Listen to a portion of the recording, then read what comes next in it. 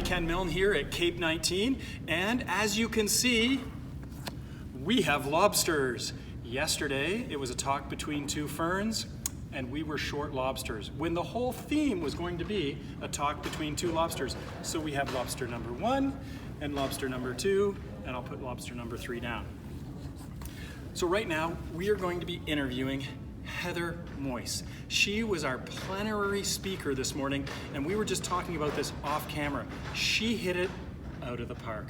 Heather, you were fantastic. So for those of you who could not attend, I wanted to put together a little 5-minute segment to get a taste of what they missed. So Heather, what was the theme? What was the message from your plenary session this morning? I don't know. I'd like to hear what you took away from it. Were you paying attention, or? I laughed, I cried, I grew as a person. And actually, I did tell her, again, off camera, because I was getting a little misty, that when she was talking about her athletic endeavors, it triggered a bit of stuff that I went through as an athlete, but this isn't about me, it's about you, so I will throw you the question. Okay. You talked about success after success after success, and so I was passing notes in class to the other people at the event, and I said, oh my God, she succeeds at everything. And I know that that is the perception people have when they see 2 gold medal Olympics athletes, right? But it's not about success every single time. No. They don't see the failure, then success. And it's a series of failures to get to the success. So what I wanted to talk about a little bit is, while you're talking about all these successes, what did it take? How many failures? What did that teach you? How did you get through that? I think that the question is not so much about failures. Well, it shouldn't be so much failures. It should be more about, the sacrifices. So a lot of people don't realize that when you're setting goals for yourselves, instead of just setting goals for something you really want, you have to evaluate what you're actually willing to sacrifice in order to get that. So, everybody wants to be an Olympic champion. Everyone wants to be a millionaire or a CEO in some corner of a, 40-story building. Everyone wants to be, all of these really great things. Everyone wants to have a great sex life. Everyone wants to, all these phenomenal things, but what are you willing to do to get there? And when you evaluate that stuff, that's when you figure out what is worth the effort and what is not. And for some people, they want a great sex life, but they're not willing to have that awkward conversation to get there. For some people who want to be Olympic champions, yeah, everybody wants to be an Olympic champion, but are you willing to put your body through the gruels of training every single day, and also the sacrifice of missing out on family events and birthdays and not necessarily being where you want to be at certain times. I missed one of my best friend's wedding because it was the testing going into that Olympic season, going into Vancouver. So it's kind of making a lot of choices along the way that you have to evaluate and figure out what you're not going to regret in hindsight in heading there. And so a lot of it's not always about failure. It's about sacrifice, and figuring out what's worth it. So I'm comfortable rephrasing that as sacrifice, because putting a dichotomy as success and failure, because there is a spectrum between the two, and it's not necessarily you failed, you sacrificed something, you made a choice. It was a risk-benefit. If we're going to talk medicine, it's sort of a risk-benefit analysis. Am I willing to give up this? Am I willing to accept this sacrifice? Am I willing to miss the wedding to train or to meet certain other obligations? And athletes have to go through this, but physicians have to go through this. I know medical students and residents who go through this. I know practicing physicians. How many birthdays have you missed? How many holidays have you missed because you've been there taking care of someone else? So I think there's a lot of crossover between excelling in athletics and you wanting to be the best you can be, and also excelling at being a physician. And I don't mean being the best physician, I mean providing the best patient care. Yeah, well, the qualities it takes to be successful as an athlete are the same qualities it takes to be successful in any occupation or industry. And I'm not referring to the specific skills obviously required to execute the job, but I'm talking about the characteristics and the traits like courage, creativity, perspective, perseverance, all those things that it takes in order to overcome challenges that present themselves along the way, or dealing and managing with change and all of those different things. And those are the things that are required to become successful in what you want to do, but everything does require sacrifice in order to get there. And I mean, some people don't consider it sacrifice. Some people might just consider it a choice. A choice. I'm choosing this over this. I'm choosing to... You value that over this, and you're making value choices. I'm choosing to sleep under my desk and not have any weekends for 2 years because I want to become a CEO. Like, you know, a financial investments and CEO. Like, people make their choices in figuring out what they want to do and what they don't want to do. And sometimes it's not quitting when you just realize that it's a choice, that some people do want to change direction and change paths. And it's not quitting or giving up if you actually acknowledge the fact that the sacrifices aren't necessarily worth the rewards or the path that you're going on. And then it's more about self-awareness and reevaluation. So we buried the lead a bit because she won 2 gold medals, both in bobsledding, but 2 separate Olympics. But that wasn't enough. You had to make it in the Olympics in rugby and also rugby. Yes, I'm in the World Rugby Hall of Fame. Oh, the Hall. Not the Olympics. The Hall of Fame. My fault. The Olympics was the other B sport, right? That was biking, right?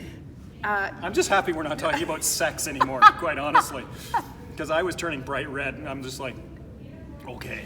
I was just reflecting off your jacket. Oh yes, it is bright red. Just it's that's everybody knows I turn bright red very easily. So, but biking. I have done a few sports. Yeah. A few sports. Yeah. And you know, I think, how did you come to doing bobsledding coming out of PEI? Because I'm thinking, did they set up the thing on the Anne of Green Gables house? Was it just a pile of potatoes? I mean, where do you train for bobsledding in PEI? I was recruited because I'm a really good tobogganer. Okay, that was it. Yep. Okay, so for tobogganing, that was transferable skill. They just go to the hill and just see who the best tobogganers are. Okay, and I can see where this conversation is going, so I'm just going to take it a step. I'm going to break all the walls here.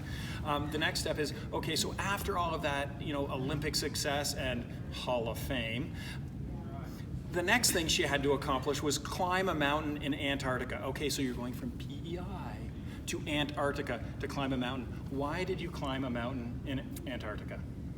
I climbed it. The reason.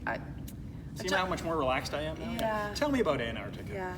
Yeah. A gentleman called me and told me about this expedition that was happening with mostly kind of corporate civilian people, but also with a handful of soldiers that were going to try and attempt to climb the highest summit in Antarctica. And the whole point of it was to raise awareness for post-traumatic stress disorder and also to raise money for our Canadian war veterans to transition back to civilian life. So it was for war veterans and PTSD? Yes. Yeah. Why? Is it just, did you have some personal experience, or was it just because that's the type of person you are, that when somebody reaches out and says, can you help us with this area? Can you give us some leadership in this? Well, you say yes. I wish I could say that that's how it went down right away, but when this gentleman called me, he said he had met me at a Rugby Canada fundraiser. And so it wasn't at the Hall of Fame? No, it wasn't. If you're going to throw me off, I'm going to throw you off. That's fine, I can handle it. He basically said that when he met me, he just, we enjoyed talking together, and that he and his family are huge supporters of our Canadian rugby team, but they're also supporters of our Canadian war veterans, or Canadian military, Canadian Armed Forces. And so he told me about this trek, and then he said, and it's a fundraiser, and so I automatically was assuming he was going to be asking me for an item to donate, like a signed Olympic item for a donation. Can I take the medal up the hill or something like that? Or can I sign a jacket to put on an auction or something? Yeah. And so... Like wearing a sparkling sequence jacket and then something auction like it off at CAEP. Exactly like that, yeah. And so that's what I was assuming. And so all of a sudden he said, and I'd like you to do the trek. And I was like, okay. And he said... Like the boat ride part or the climbing the mountain part? And then he said, it's $50,000. And I was like, I'm a bobsledder, right? Like that's, I'm a bobsledder. Like it's not the women's Olympic hockey team. No, exactly. That was a shout out to our Olympic. No, but he said he wanted to sponsor my trek because he believed so much in the cause, but he also believed that that I would be a great asset to the trek itself. And also that he thought that it would help raise profile for what the cause stood and give more exposure publicly for what they were doing. And so I said, okay, well, I'd like I'll get back to you in a couple days. And then Which I speak fluent keynote speakers, which means no, usually. Yeah, well, I had to. Does that because you had to think about it, process it, because that's a lot. That's a big ask. It is a big ask. Going to the bottom of the world to climb the highest mountain at the bottom of the world. See, and I wasn't so much. It wasn't about that. Oh, okay. It was kind of like the commitment would have been a week in August and then 3 weeks in January. And for me, as a professional speaker, there might be a month where I don't have any gigs, but there might be a month where that is my complete income within that week or that 2 weeks.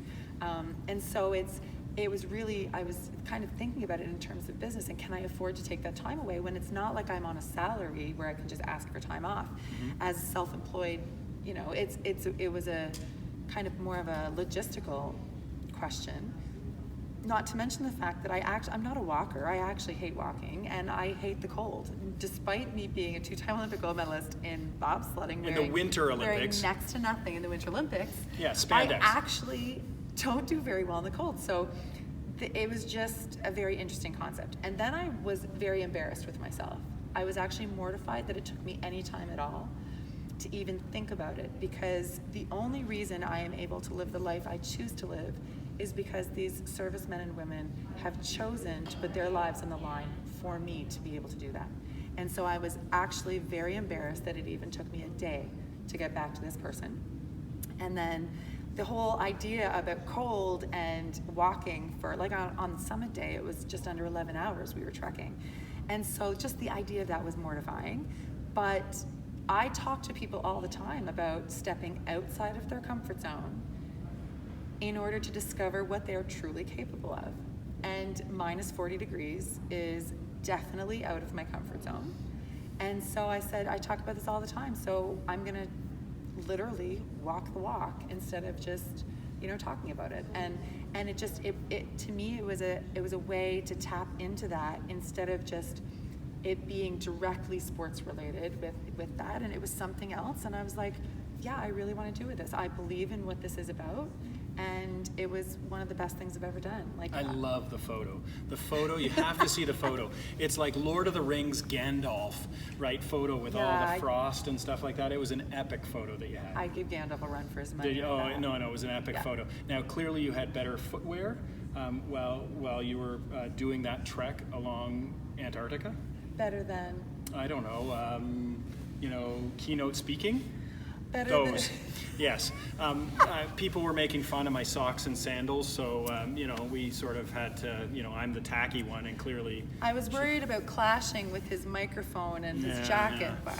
Yeah, well, we're not sure if that's going to pick up anyway. I did have legit footwear in Antarctica. Yeah, no, be prepared. So some of the other stuff that I observed during the talk and talking to people after the talk was that, the transferable skills of, getting up early in the morning, pushing yourself, getting outside of your comfort, and then that practice so that you can perform at your peak when it's required. And we're practicing emergency medicine, and, we don't want to make mistakes. And so people don't see all the practice that comes into it, the years of experience and the years of training. And again, when we tune in and see these Olympic athletes, we go, look at what great shape they're in, look at how driven they are, look at how focused they are. But that just doesn't happen. That takes perseverance. And you have to have #no regrets. Yeah, no regrets. That was kind of a philosophy I developed along the way, like no regrets equals no excuses. And it was, I just knew I wanted to be able to stand at the starting line at the top of the bobsled track and just know that be able to know that I had done everything I could to be the best that I could be at that moment. And I mean, that just meant that whatever the result was, because there's so many things that are out of your control. On that day. On that day, it could be anything. And you're competing against other people. There are other factors involved that you can't control. I can't control what other teams had for breakfast in the morning, or what equipment they have access to, or what trainers they're able to use. Like, there's so many things that are out of your control, so you can only control you. And if you at least do everything that you can, so you know that there's nothing more you could have done, and with regardless of whatever result, you have no regrets. And so people know what she did was she pushed mid-sized cars through parking lots. She sat in big garbage bins filled with water was it recovery? Yeah, recovery. And then when the gym was closed, she went out to a playground and did her upper body workout just to do it, to make sure that she had left nothing undone. I just have to say, I sat in garbage bins full of water because there was no bathtub. No, but it was absolutely, you know, like another epic picture showing what do you have to do, and it's a bit of the emergency medicine philosophy of MacGyvering things. Yeah. And so when you don't have the right tool to accomplish what you need to do in the best interest of the patient, you just make it happen. You MacGyver it. And when you didn't have access to the proper tub to get prepared for your competition, you know, the team around you rallied around you and put you in this sanitized garbage. Recycling bin. Recycling bin. But again, it was another great story to show, you know, people see all the, you know, I'm wearing my Maple Leaf mittens, I'm wearing my Maple Leaf hat, I'm wearing my Canadian gear, but they don't see all the stuff that goes into it to make those things happen. No, and even if the results don't turn out as you want them to, like even in the emergency room, if something is not, if you're treating someone and it doesn't turn out to go as well as you planned, people die. Exactly. Despite you doing everything you can that was appropriate to do in a caring, compassionate manner. But that's the key, is making sure that even though you may need to be a little creative or think outside the box and try and solve this problem, as long as you do everything that you can legally and within your power to do, then you can leave there at least knowing that you did absolutely everything you could to be the best that you could be for that patient at that moment. And then there are so many things that are out of our control, so many, you know, factors that come into play that we have obviously they're out of our control. We have no control over them. So. Speaking of no control, I'm supposed to be limiting this to 5 minutes. And that's supposed to be the control that I have on this, but you are very engaging, you're very warm. I watched you sign books for like 3 or 4 hours, signing books, and every single person, I almost said patient, because this is what we do in the emergency department, and I think it's what we should do, and it's exhausting by the end of the shift, and I'm sure you're exhausted, so I really appreciate you doing this. But every single person that came up to you got 100% of your attention. You looked at them, you smiled at them, and you made them feel important. And that's what we should be doing in the emergency department. Every single patient who comes in, I don't care what they're there for, it's important to them. And we need to smile at them, engage them, and say, how can I help you? What can I do? And sometimes that will be helping them with a death, right? You know, they will die despite us doing our best. And sometimes that might just be getting a warm blanket and a turkey sandwich, and everything in between. It's interesting because in my book and on stage, I talk about, just a little bit on stage, I talk about the ripple effect of action. And that smile you said, even if it is just a smile, or just the fact that they know they're being taken seriously, could be the make or break for them. It may have nothing to do with the actual treatment and everything to do with just establish that in the first few how seconds, you have treated that person. The first few seconds. And the thing is, it's not just how you impact that person, but it's then how that person is then able to impact other people because of something you were doing. So it's the ripple effect. You have no idea what those actions can be, good or bad actions, that will have ripple effects that go off into the world and change lives. So just treat everybody nice. At least that's my policy. And smile. Smile and treat everybody nice. And in that first 5 seconds, you can create a really wonderful rapport as opposed to the eye roll. Well, there is a surgeon who completely changed my life. Okay. And I see we're going outside the 5 minutes. Yeah, I think we're There past the 5 are no minutes. limits. There are no limits. This will just be brief. But when I was in grade 7, I can confidently say that I am doing what I'm doing now because of this surgeon. Mm-hmm. And this surgeon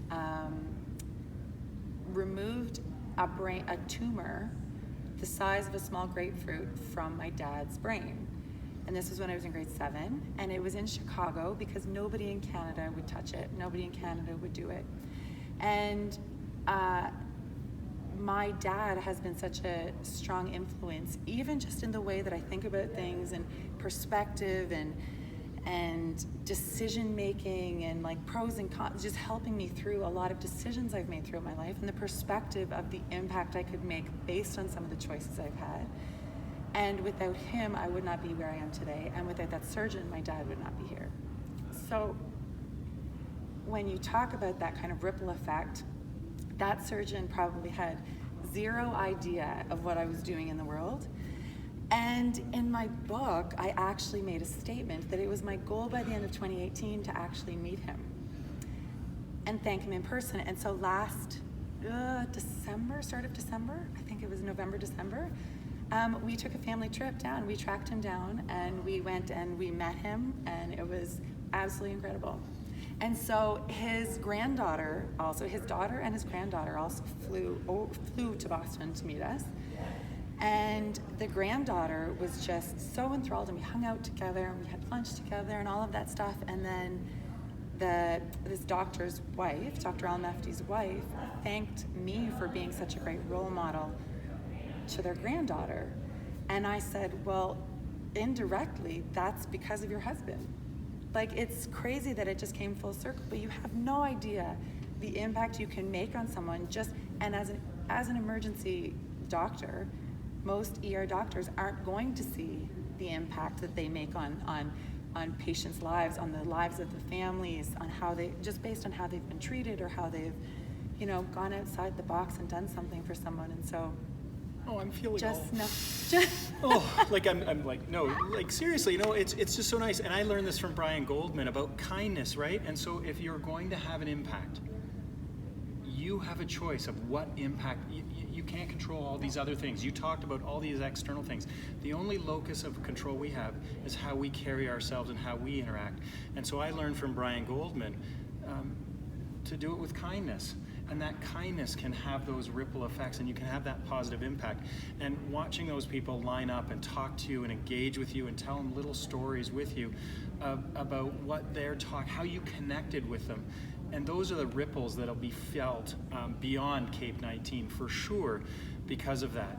There's just one last thing I wanted to talk about. And because I'm cross my okay, yes. And because of the talk about your experience with your father and the surgeon and stuff like that, mentoring. And so when I was tweeting, I reached out to some people and I said, if there's one question, so Samina, this one's for you. If there was one question I could ask Heather, what would it be? And she said, could you ask her about the importance of mentorship? Because the talk that you gave was wonderful, of course, and I already said you hit it out of the park. But the part that she liked the most is when you went back and started training again, not for yourself, not for your own accomplishments, but you were mentoring and you were doing it for someone else. And that's the part that touched her the most. So could you talk a little bit about the importance of mentorship? Yeah, I think that obviously people are going to see different importance of it, whether they value that or not, but I think it's truly important. I think it's not only helping, I don't think mentorship only helps the mentee. Oh gosh, no. I think a lot of times it is, I don't want to say selfish, but there is so much received reciprocally that it is a win-win for everyone. I think that it's not only a way for us as mentors to kind of re-ground ourselves and kind of, plant ourselves back to a position where we were at one time. Like we were there. We were all Every here. single person was a rookie in whatever they were doing, no matter how famous they are, no matter what board of directors they sit on, no matter what. Every single person started off as a rookie. And some people feel that, well, I got here on my own. Well, nobody really got anywhere on their own.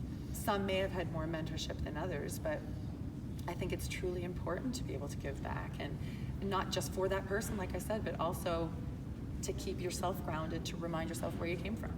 Yeah, and if you're in a position of leadership, if you are an attending physician, it's one of the most rewarding things you can do. And I can speak from personal experience. I enjoy having medical students and residents on shift. I'm a better clinician, I'm a better physician, I'm a better person when I have students around me and we can talk about cases and provide great care to patients. So, Samina, I did ask the question for you. Thank you very much. I know you're exhausted. It's been a long day. You've been engaging with a lot of people. But you can follow Heather Moyse on Twitter. And I'm getting some signals from the boss. Yes? No, you're not giving me any signals? She's waiting to press the stop button. She's waiting to press the stop button. Have we gone over 5 minutes? Oh. You don't know. I think we've gone, but you know what? It's gone by like this for me, because you were fantastic. too. You were fantastic. Can they buy this book anywhere? Is it just online? How do they get it? Yeah, well, if they're still around, anytime I'm around, I would be happy to sell it and personalize it for you.